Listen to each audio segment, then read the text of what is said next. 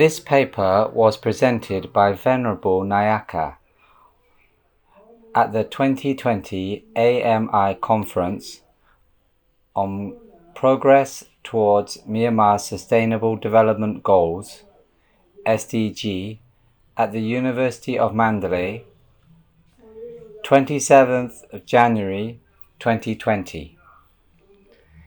The image of monastic education schools and education in Myanmar. The image of monastic education schools.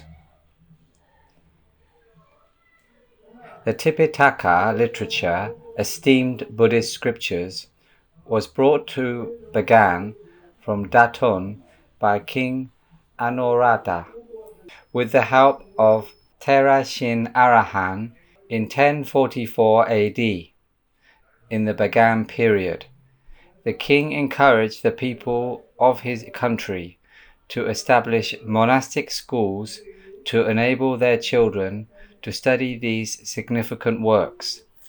Mon, 2014. That shows the laudable motivation of King Anuradha to facilitate children's learning in monastic schools. In addition, it saved on the country's expenditure as no salaries were needed to pay the teachers, as they were Buddhist monks. The education status of the nation also reached its peak at this time, because the monastic schools in every village were led by scholarly monks. Thanks to monastic education, both spiritual and secular scholars evolved in the Bagan period.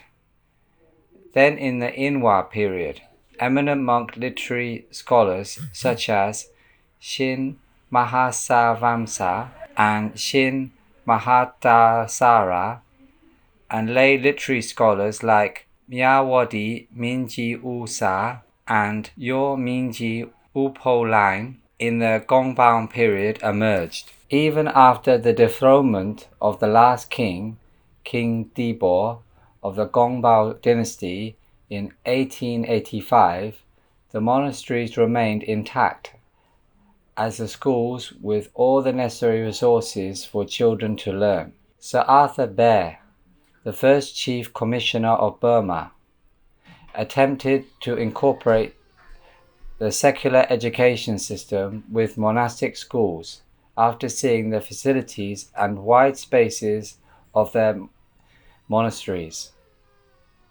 There were 4,919 monastic education schools in the British colonial period. When Prime Minister U Nu widely supported the monastic school education system at the inception of independence, called the Anti-Fascist People's Freedom League, AFPFL period, there were up to 5,545 established monastic education schools. After 1962, during the socialist era, the karma of monastic education schools fluctuated up and down under the then government. Eventually, in 1982, all monastic schools were subject to closure. A decade later, in response to petitions by the senior monks of the state Sangha Mahanayaka Council, the military government reopened the monastic education schools in 1992. In Myanmar, there are currently 1,581 monastic education schools of all levels, i.e. elementary, post-elementary, secondary, and tertiary.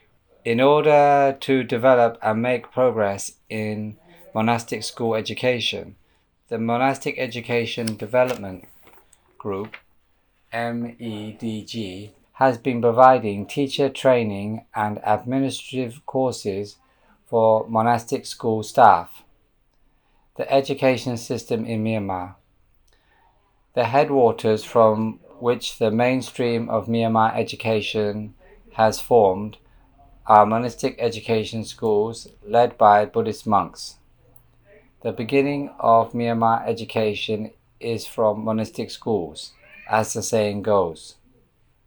The position of Myanmar education today is still lagging far behind that of international education, so there is strong support for the KG plus 12 education reform plan that has been initiated by the Ministry of Education. The scourge of the current education system in Myanmar is rote learning. The following reforms to change this system are desperately needed. 1. Entire education system. 2. Teaching methodologies. And 3. Assessment. 1. Reforming the entire education system. As mentioned above, Myanmar education is seriously deficient compared to international provision. In fact, the present education system of Myanmar has been inherited from the British, although that system no longer exists in Britain as it has long since been reformed. The timely initiation of the Ministry of Education to embrace the formation of a KG plus 12 system is fully appreciated. In the 2019-2020 academic year, it is heartening to know that grades 1, 2, 3, and 6 have already been reformed. However, when it comes to the higher education sector, there are still many aspects to reform. In national education law, the autonomy of universities has been enacted by the Union Parliament. Accordingly, universities registered in Myanmar have the right to autonomy, but criticism exists concerning the limitations surrounding increased efficiency and competitiveness. University World News 2018. Reforming teaching methodologies. At present, the only teaching methodology applied in Myanmar education is rote learning, which pays most attention to memorizing facts. In modern teaching systems, the students are taught how to analyze the facts and to create new entities based on these facts. When Myanmar students see a reading passage, they think it has to be memorized, while students of other nationalities know it needs to be analyzed. Myanmar students will receive high marks if they give specifically memorized answers in the examination rather than attempting to answer the questions themselves.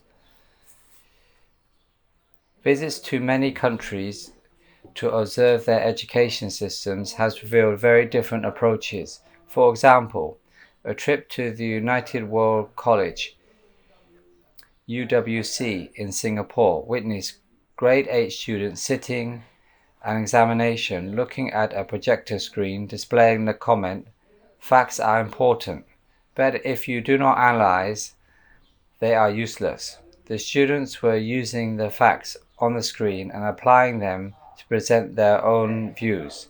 Given that this situation is happening worldwide, Myanmar must urgently reform the teaching methodologies used by teachers in all schools. Reforming assessment.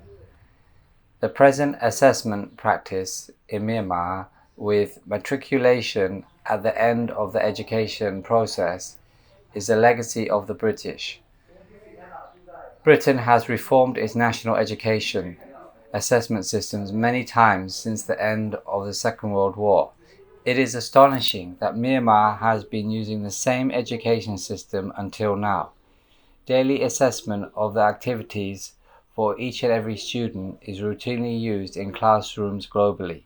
Students respond well to this system as they feel their activities are recognized and appreciated. These regular assessment records show the real capabilities of the students and whether to upgrade them to the next level yearly. Examinations only imposed at the end of the academic year often fail to determine the real quality of a student. There are no national tests for pupils in basic education in Finland. FNAFE 2018. It has often been purported that Finnish has one of the best education systems in the world. Jackson 2016. In Myanmar, holding summative examinations for grade 4 at township level and grade 8 at district level is really like giving the wrong treatment to a patient. Deciding the abilities of students just by holding external summative examinations is committing a huge mistake on the part of those innocent children. Only the teachers who closely look after the students will actually know their real capabilities. The levels of attainment will know their real capabilities and levels of attainment. Worst of all is the terrible waste of human resources that results from failing 70% of grade 10 university entrance level students. In Australia, students of Year 12 can apply to their preferred universities with a score that takes 50% from their school assessment record and the other half from external examinations. As the universities are granted autonomy, they also have the right to admit their preferred students. A no pass, no fail, or completion system is exercised at Year 12 in Australia.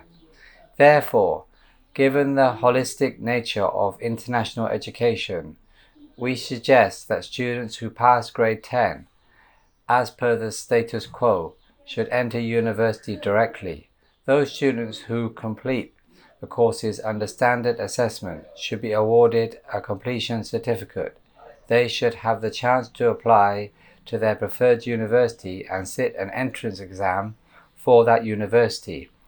Alternatively, there should be another system for students who have gained a completion certificate. Insofar as they could attain a particular diploma program, and when they meet the entry requirements, they could continue their education at university level. Such a process would effectively develop the human resources of Myanmar, while simultaneously the entire education system would be significantly improved, altogether creating a better educated society.